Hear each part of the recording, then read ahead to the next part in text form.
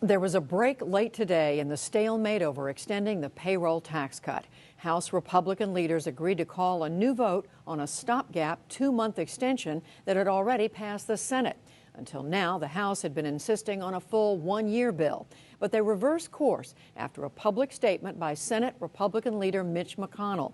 In it, he said the House should pass an extension that prevents any disruption in the payroll tax holiday or other expiring provisions and allows Congress to work on a solution for the longer extensions. 6 hours later, House Speaker John Boehner announced plans to approve the Senate bill and then to begin negotiations on a longer-term extension. He said House Republicans had fought the good fight. When everybody called for a 1-year extension of the payroll tax deduction, when everybody wanted a full year of extended unemployment benefits, we were here fighting for the right things. May not have been politically the smartest thing in the world, but let me tell you what, I think our members waged a good fight. We were able to come to an agreement. We were able to fix what came out of the Senate. Moments later, President Obama issued his own statement welcoming the end of what he called the partisan stalemate. Covering today's late-breaking developments on Capitol Hill is Todd Zwillich of The Takeaway from Public Radio International and WNYC, and he joins us now. So, Todd, what happened? What changed the Speaker's mind and the mind of the Republicans around him? Judy, there's been a steady drumbeat for the last few days coming, of course, from Democrats, that's predictable, but also from Republicans leaning on House Republicans to relent here and go with the two-month extension. It started really with the Senate vote. Let's go back a few days. Remember, 89-10, huge bipartisan vote on a 2-month extension, a deal cut by Mitch McConnell.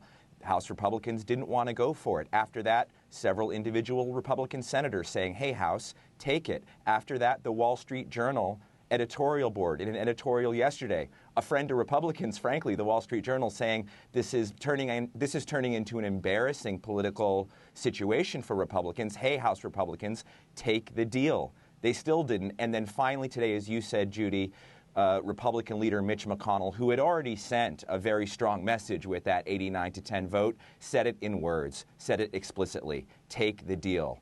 After that, it was a little bit difficult, in fact, probably impossible for the Speaker to maintain this posture that they were going to keep blocking the 2-month extension and fight on. But I do want to say something that's important. The Speaker has agreed to move the 2-month extension. We don't want to say yet that all Republicans have. The Speaker is going to try to use a procedure called unanimous consent. Unanimous is the key word. Some Republicans in his ranks are angry about it. They don't like this deal. They're upset with him. One of them or more can object to this, and if they do, the Speaker says the House comes back next week to actually vote on it. So not everybody's agreed to this yet. So why did the Speaker then himself go along if he's not sure that he's got the rest of his members behind him?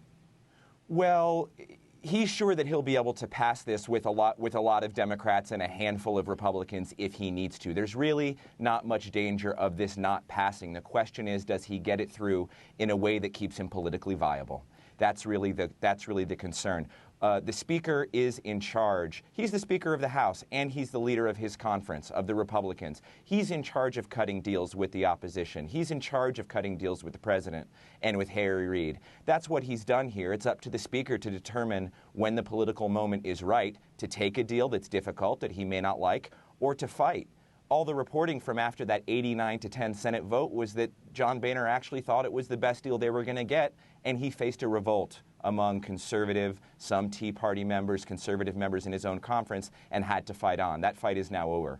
Todd, it is so unusual to see this kind of an open split among Republicans, to have the top Republican in the Senate going in one direction, the House Speaker going in another direction. How do you account for this? How did this happen? Well, I think what you're seeing is a reprise of some of the same dynamics that we've seen during this 111th Congress Republican House leadership. John Boehner is an institutionalist. He's been in the body a long time. He's an establishment Republican. He was swept into power with the help of Tea Party members and other freshman conservatives who are reform-minded, to put it in the mildest way possible. Some of them, you say behind the scenes, want to tear the House down. They don't care about the way things are done normally. If they don't like a deal, if they don't like the Speaker at the table with Joe Biden or Harry Reid or Nancy Pelosi or Barack Obama, all of their political enemies, they say so. And you've seen this dynamic during the debt limit fight, during spending negotiations, during the threat of a government shutdown back in March. A very similar dynamic. This one went right up to Christmas, and people are much more vocal now. If you talk to those conservative Republicans, many of them are extremely fed up, and this, of course, spells trouble for Speaker Boehner and his control over his conference. You don't know what kind of trouble or how big it needs to play out, but it's trouble. Well, if he had to change course, change his mind, what give was there on the Democrat side, on the side of the White House? Any? There was a little bit, very little real give. They agreed to change this 2-month extension around in some technical ways that will make it easier for accountants and employers to do the withholding in a way that doesn't mess up the way they calculate withholding.